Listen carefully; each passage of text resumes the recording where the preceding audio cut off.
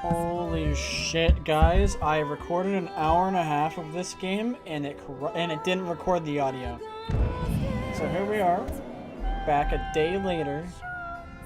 Welcome to Dragon's Dogma Dark Arisen, our next Let's Play on the channel.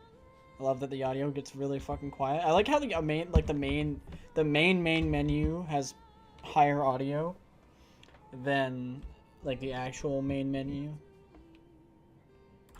So we have to choose to go to the main menu here. And we're going to have to start up a new game. Because unfortunately, yeah, my previous save data will be lost. Unfortunately, my fucking OBS didn't record my sound for some reason. I won't even go into it. It just makes me so irritated. But now we will have a much quicker start intro to the game. So we'll be able to get so much more out of the way. So in another place, another life, another child of man takes your path, or whatever, walks your path. So this is Dragon's Dogma Dark Arisen. It was released in 2012 for the PS3 and the Xbox 360. So it's a hack and slash open world RPG made by Capcom. Made by the same guy who made Devil May Cry, by the way. So if you like Devil May Cry 5, you know, chances are you might end up liking Dragon's Dogma and Dragon's Dogma 2 when it eventually comes out in a few years. They say that the creator of Devil May Cry 5 is actually thinking of going to Dragon's Dogma 2 after Devil May Cry 5 is finished.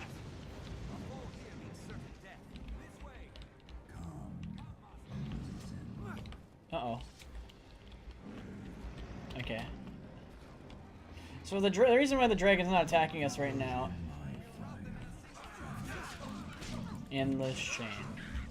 So the reason why that dragon didn't attack us is because he doesn't actually want to kill us. Like he said, this guy is the previous link in the chain, and what that means, we'll have to find out throughout the game. But essentially, we are an Arisen. Arisen are like empowered beings who can command people like Sald here, who are called pawns. And pawns are basically people who don't have like a personal drive, like they just work at the behest of others. And they grow through that. They grow through servitude to others, so they don't really have a will of their own. So we're gonna go ahead and tell them to come. So this is the tutorial section. We're gonna be fighting some very basic enemies. This is a hobgoblin right here. We'll use our special attacks here. Sald's gonna help us. We have 4 pawns with us. This is how you start the game. So each pawn has a role to play. Sald is a fighter. Quince is a ranger or an archer, and Morgana over there. Yeah, Morgana is a mage. So rangers and fighters are pretty much simultaneously the same sort of combat style, except the fighter is more upfront and personal, and the ranger is more distance and like a flurry of attacks sort of style. And we're gonna go ahead and watch this little cutscene here. It's showing us that we have a little boss up ahead. It's a chimera. So Sald and Quince are like damage dealers, and Morgana is sort of like a in-between between being a damage dealer and a party specialist. So most mages have access to healing spells. They also have access to weapon buffs, such as you see our weapons are on fire right now. This is a harpy, as you can see. And our current set of weapons is actually really effective against the harpy. Well, if our weapon was still on fire, that is. Harpies and goblins are both weak to fire for different reasons. Harpies are weak to fire because it lights their feathers on fire, thus keeping them on the ground, making fighters and such able to hit them at all times. Otherwise, they just sort of fly around the battlefield and debuff you. We're fighting more hobgoblins here.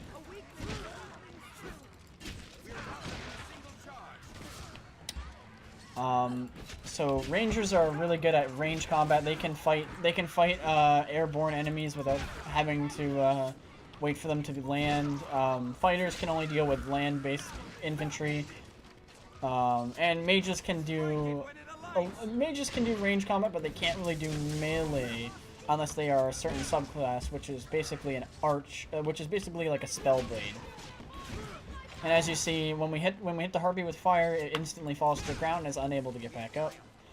It works the same way as if you hit harpies with water, they're unable to get back up because then you dampen their feathers. So water also affects you as a character, making you lose stamina much faster and making you weigh a little bit more. So it's a lot harder to be more agile when you're wet. And yeah, as Morgana stated, which is something pawns can do once they learn an enemy's weakness, they can state to you the weaknesses of enemies, which they learn through just combating them.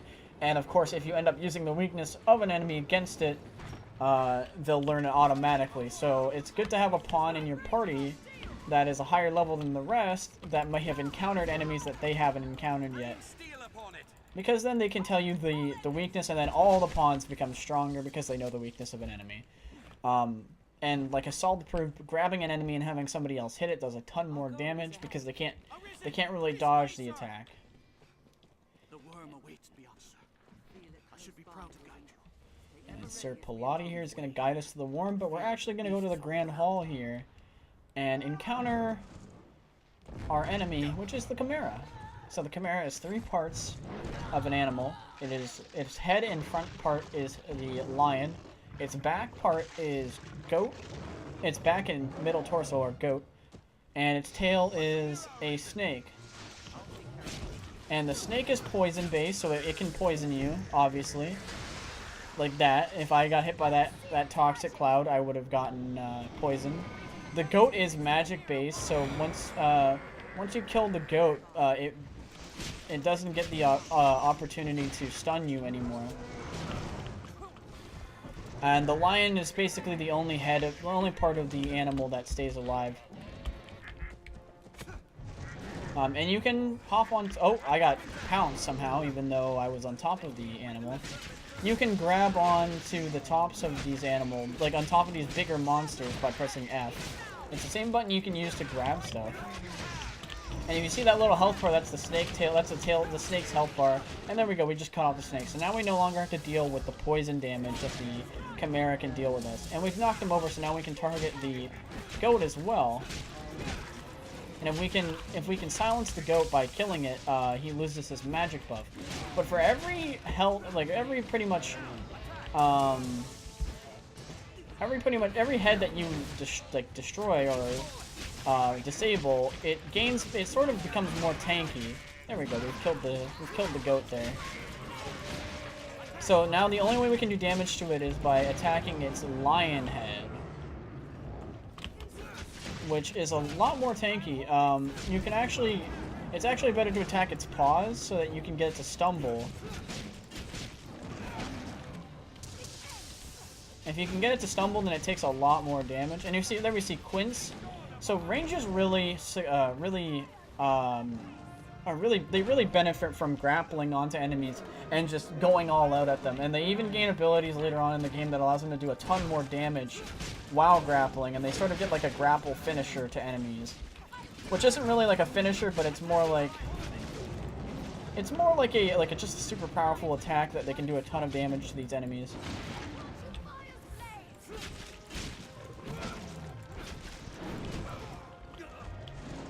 And while we haven't seen it, Morgana can cast a healing magic that basically makes an AoE area that if we walk inside of it, it heals the gray part of our health bar. And the empty part of our health bar can't be healed unless we use healing items or we go to an inn, which we won't be doing in this intro because this intro is just all about the combat of the world. And see, like here right now, if we go inside this healing area, we pretty much out-heal any damage that the lion can do to us. And we can just go ahead and attack it. This first boss is really easy. Chimeras later on in the game are actually a lot harder. And now we're in a grapple, so we just have to hit AD really quickly. But I think our party members will actually do the damage required to kill it. Oh no, we did. We did it with a final thrust into the lion's head. And there we go. There's the end of the tutorial right there. Just a tough little boss for you to start off by fighting. To really get the grasp of the game. And that's the end of this Arisen story. Flee or step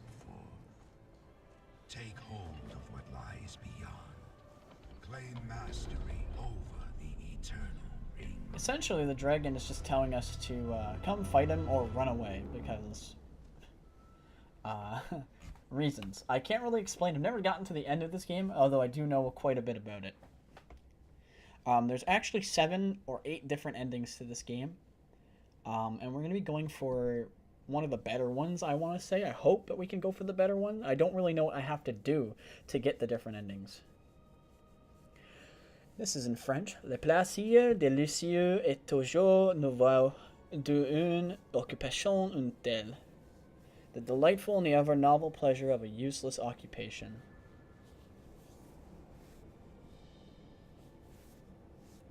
This is the portal. It's letting in a bunch of harpy monsters. But it's behind those harpies that we really have to worry about. It's the main antagonist of the game. It's the dragon. Or the worm. They call it a worm, so it's not really a dragon. It's sort of like a dragon hybrid. It's like a lower tier class of dragon, which is hilarious. So we're not even really fighting a dragon. We're fighting like a weaker version of a dragon. There's not really much I can say about this scene. It's just the dragon coming out of its previous dimension where it was defeated. Essentially, the dragon and the whole dragon's dogma aspect and the curse of the Arisen just continues infinitely. And so we are the next in the long line of Arisens, essentially. And here we go. The dragon's gonna go ahead, fly down here, swoop down here, eat some harpies. That one in particular. And that one. And then it's going to get fed up with eating harpies and fly off towards the mainland, where our story begins.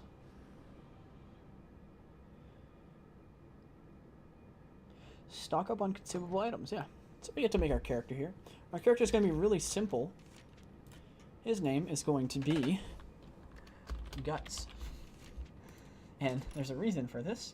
This game is heavily inspired by the Berserk manga and I want to say anime of the early 90s. So as a sort of you can't pick Guts. So we're gonna go with Godwin. So as like an homage to that, you can actually get Guts' equipment from the Black Swordsman arc, which is the very first arc of the manga and anime. It's basically the beginning of his story. If anybody here hasn't read Berserk, I would highly recommend it. But yeah, we're just gonna go ahead and don't make more detailed efforts, just slightly. So we're gonna go ahead and get his stature out of the way. We're gonna make him as tall as possible. We're gonna make him not as heavy as possible. I like the medium. Go ahead and go down to musculature and make him really bulky. His stance will be quite imposing and macho. And I like that. I like that a lot. And I think that's about all we're gonna do to our good old Guts boy here. So we're gonna go ahead and confirm that is our character. Yes, I am ready to play. He's at the maximum height. He is at the maximum bulkiness. So he's gonna tower over a lot of characters in this game because most characters aren't that tall. This game is inspired by a sort of medieval fantasy. And just like medieval society in general. So a lot of the general people in this game are quite, average height. They're about 5 foot, 4 to 9-ish. There's not very many people over 6 foot because to be that big wasn't that common back then. And we live in a small fishing village on the coast of the giant island. And here we have the Empire's or the Duke's men. So they speak in Old English, and there's going to be a lot of words that maybe some of you don't understand. I'm pretty good with English comprehension because it is my first language, obviously. And oh, we spot somebody, and then we get interrupted by a gust of wind, and the guards have no idea what that is. And whoever we wave to seems to be scared of it. It's the dragon!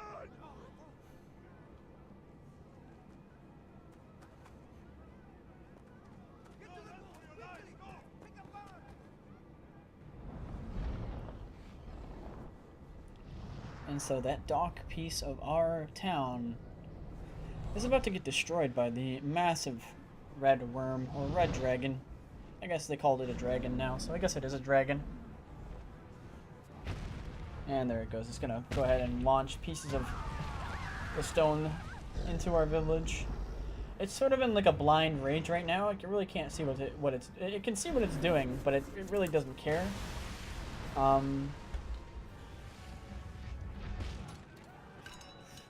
And of course the Duke's men flee for their lives. They can't be bothered to try and fight a dragon on their own. And that's not even rain, by the way. That's the water the dragon knocked up into the air. You see, it's already stopped rain. It's already stopped raining. So, right out of the tutorial, our first job here is to fight the dragon. I don't know his name. I just know he's called Dragon. We're gonna call him Red Worm, or Red Rum, if any, because he's about to murder people. Yep, there he goes. Just absolutely, he just annihilates everybody. They say Dragon's Fire, like in fantasy aspects, is pretty goddamn hot. So you're really not gonna, honest to God, not gonna be able to do any damage to this thing. I think you attack it, I think a total of 8 or 10 times, and yeah, that's what happens. You thrust your sword into its palm, and it smacks you all the way across the beach. You're in the shallows, and your sword barely punctured its skin.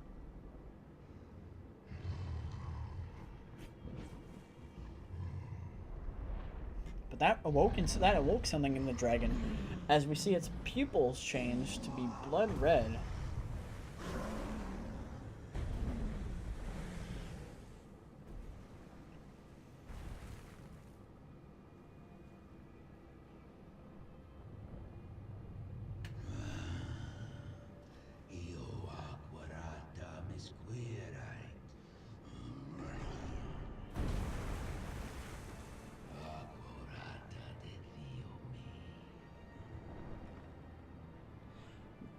Now we can't tell what he's saying right now.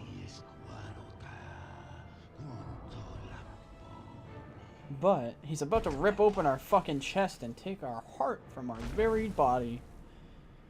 And normally that would kill us. But luckily for us, the dragon is also cursing us to come fight him. We have, in a way, because you can't understand what he's saying, we have in a way impressed the dragon, and he has granted us the powers of the Arisen. And you can see those powers already taking effect as our chest wound heals into quite a nasty scar, and the dragon eats our heart.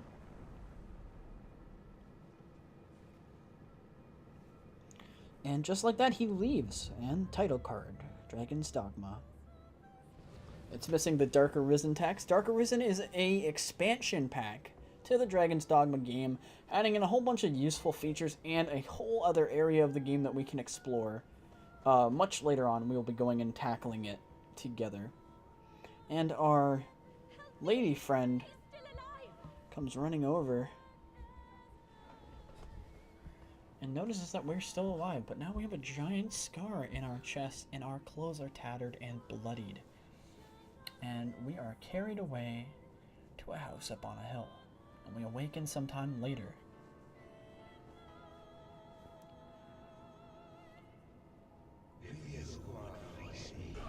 If you would face me.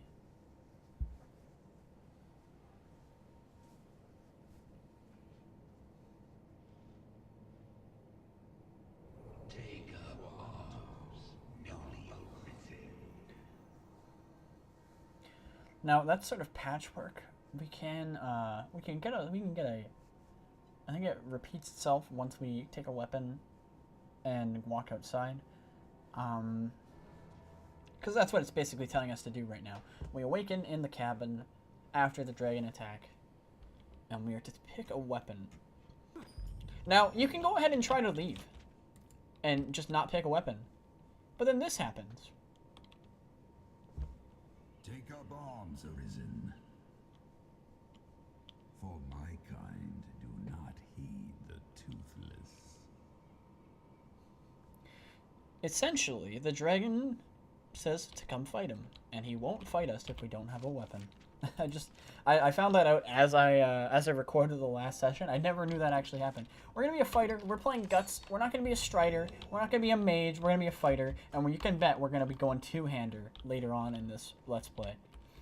So we're gonna go ahead and just browse around here. So this starting area is pretty nice. You can find a whole bunch of stuff. These vases you can fill up with water. You need water for potions that you can make later on. You can also pick up some of these blank scrolls. Good for money, by the way. You can sell pretty much anything you can pick up. Which is good because you honestly will need it. But that's about all we can do in here. There's nothing really else. There's a bunch of people who are still recovering, same as us. If we walk outside now... Yes, the wound has closed, and it seems the worst is past, but his heart lies silent. If you would face me, You are sure of this? Yes. Ill magic, the work of some curse. The whole world's already gone mad for fear of this dragon. Won't no good come of this? I must go see to the others, Kina. Tell me if aught changes here. All right. Odd essentially means anything, and if you, in case you can't, make up your mind. And she turns around to be face to face with a man like twice her height, quite imposing. But he looks like a teddy bear. So this is Kina. She's the village lady. I don't know if we're cousins. Oh, and I just smacked her with my sword, so we're not gonna be able to talk to her now. No. There's some interesting dialogue you can get out of her if you can talk to her. I'll go track her down and see if we can find her. But for now, right now, we're just gonna loot everything. They do just run away if you attack them. In cities, they'll call the guards to fight you, and the guards are really, really, really strong. But it's understandable that sometimes you misclick because, honestly, I'm used to interacting with stuff myself with left and right click. So we are in the town, the small fishing town of Casardis. It's not rich. It doesn't have a castle, and our only port was pretty much destroyed. But it's our home. And it's not where we're going to be spending a majority of the time. This is really just the tutorial area, just for the place where you can, start your adventure and get used to the game. You really don't come back here all too often, at least that I remember. It really just serves its purpose and then is discarded.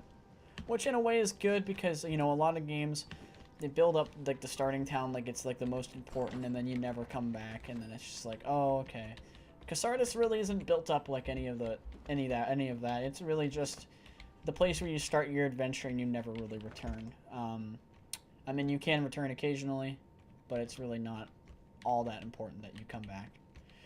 And people really don't give a shit if we run around in their house, so we can go ahead and do this and just find stuff that we want to sell to the merchants of the town. Kina ran off because we smacked her with a sword. I don't really know where she went, though. Normally she'd be walking around the town, but in this case it looks like we're gonna be stuck having to look for her. I'm gonna maybe go back and see if I can find her because she does have some interesting stuff to say just about the whole situation. Quick little fact, while you're in towns in this game, while you're in towns in Dragon's Dogma, your stamina does not drain at all, so you can sprint throughout town forever, and you don't have to worry about running out of stamina or or becoming exhausted. You can take town exploration at whatever pace you want to go. So Kina's not at the chief's house. That's where we were located at, And this house down here to the right is our house. And it will tell us that as soon as we walk in. Your house. We can go ahead and grab some, intervene in some greenwarish. Greenwarish is basically the staple green herb from all Capcom games, back from Resident Evil, you know, to now. And it's a plentiful healing item. It doesn't heal too much. And right here is the one of our helpers, or one of the ladies of the town. We can talk to her to get a quick quest. I'd craft dressings for the wounded, cause I need a favor. Can you fetch the flowers I need from outside the village? I need more of the one you see there. The more There we go. So we can go ahead and start that quest now. You can talk to anybody to find out where they are. I actually know where to get them all. You can find them underneath very large trees. You'll know what you'll know what I mean when we go get them. But essentially, most items can be claimed, can be found outside of the towns, or sometimes even inside the towns. We'll take a bunch of these quests here, and we'll go over them in just a second. So for instance, we're collecting flowers for healing bandages, which the flowers can be found directly outside that gate, but we're not going to be doing that just yet, because we can, in fact, do quite a bit inside the starting city here before even approaching the gate and triggering our abilities to leave. So we're just going to go ahead and firstly talk to the merchant lady right here. I only wish So we can go ahead and not buy, but we can go ahead and sell stuff to her. We're going to go ahead here. Basically, anything in the other category is a bunch of stuff you can just sell and not have to worry about. We can sell brooms, we can sell buckets, we can sell this work table, and we get 68 gil out of it. We can sell our bloody fisherman's clothing. We don't need those. And we can buy stuff from her. So we're going to go ahead and buy us not an iron sword, because we can get a better sword. We're not going to buy anything hooded. We're just going to go ahead and buy a... Oh, that's where it says. Okay, we're going to go ahead and buy a faded vest. And a leather jerkin. Change your equipment. I'm going to go ahead and put those on. There we go. Now we have a little bit more armor than we just did before. And we'll also buy some new pants while we're here.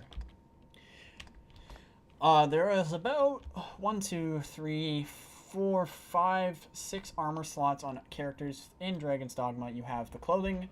You have the clothing for your torso and legs, and then you have the armor for your torso and legs. And other than that, you also have your wristbands, or your bandals, which give minor. There's about 8. So you have your bangles, you have your legs and torso. You have your jewelry slots, and then you have your cape, and you also have your head slots. So maybe 9. I cannot I cannot make sense of what I'm trying to say.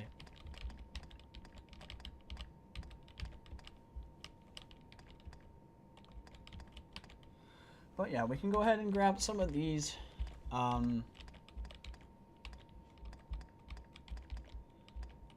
Workers' pants. I'm going to go ahead and grab workers' pants. Change your equipment. We're going to go ahead and throw on our greaves and our workers' pants. There we go. We're looking a little bit better.